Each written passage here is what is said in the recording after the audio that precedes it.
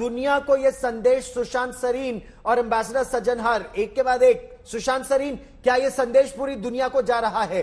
भारत ने डोकलाम और उसके बाद गलवान में संदेश दिया कि अगर आप चीन की गिदड़भप्पी से डरो नहीं, डटकर मुकाबला करो, तो चीन पीछे हटता है। क्या ताइवान से यह संकेत पूरी दुनिया के पास चला जाएगा?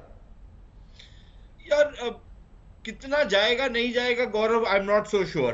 उसका एक कारण है, देखिए सारे इस खित्ते में भारत एक ऐसा देश है जिसमें कुछ हद तक एक क्षमता है कि चीन की गीदड़ भपकी हम ना लें।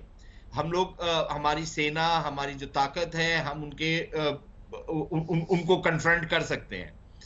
शायद ताइवान भी कर सकता है, क्योंकि ताइवान की डेवलपमेंट एक ऐसे लेवल पर है, और जैसे आप पहले कह चुके हैं कि ताइवानी समझते हैं चीनी मानसिकता, और ताइवान बहुत सालों से प्रिपेयर करते आ रहा है कि चीन इस तरीके की हरकत कर सकता है।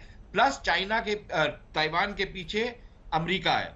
लेकिन आप ये सोचे ना कि जो छोटे देश हैं आसपास, वियतनाम भी कर सकता है ये, और वियतनाम ने तो हमसे भी बेहतर तरीके से चीन को दिखाया है कि चीन गया था उनको सबक सिखाने, कुछ सबक सीख के वापस आ गया था, दुम दुबा के भागे थे ये जितने चीनी हैं। तो लेकिन बहुत सारे ऐसे छोटे देश हैं जो शायद चीन से हड़क जाएंगे। हमने एक लिहाज से फिलीपींस में देखा ये होते हुए। सिंगापुर में अगर आप देखें तो एक बड़ा कॉशियस स्टैंड ले रहे हैं चीन को लेकर के।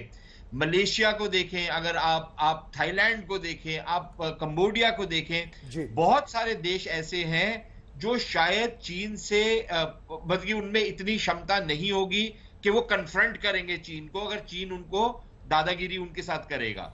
तो I think nation to nation फर्क पड़ता है, उसकी प्रिपेयर्डनेस पे फर्क पड़ता है, उस नेशन की मानसिकता में फर्क पड़ता है। वियतनाम के पास तो 1979 में कुछ भी नहीं था, लेकिन उसके बावजूद 1979 के चीन और आज के चीन में कितना फर्क है, कितने हथियार चीन के पास आ गए हैं, आर्थिक शक्ति चीन की कितनी बढ़ गई है। और इसमें अंजना, अगर एम्बेसडर सज्जनहार, केवल 9 नॉटिकल माइल्स दूर ताइवान से लाइव फायरिंग एक्सरसाइज, यह दावा कर रहा है चीन।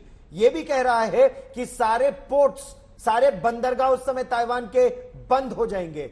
यह तो एक तरह से आर्थिक रूप से बहुत बड़ा दबाव बनाने की कोशिश करेगा चीन।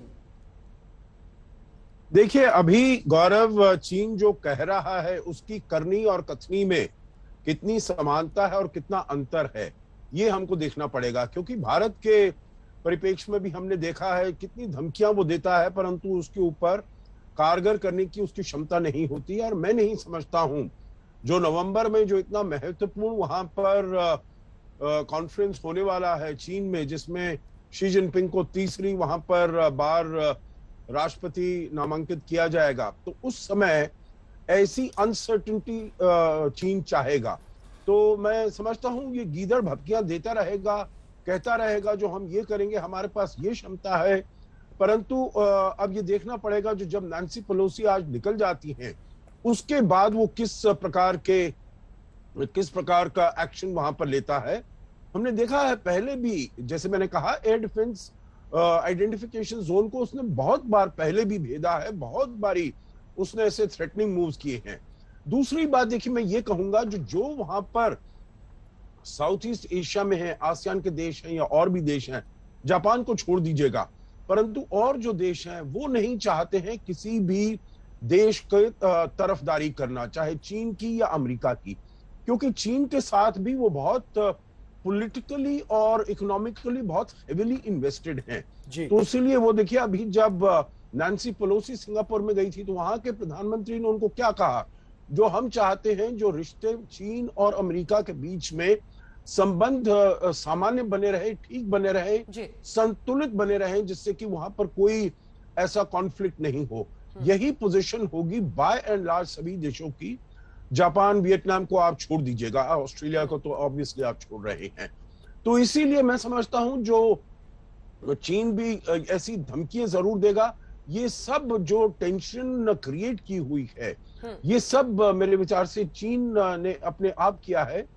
शायद वो भी वाटर्स को टेस्ट करना चाहता है, जो कितना डिटर्मिनेशन है अमेरिका में, जो वो ताइवान के साथ खड़ा रहेगा।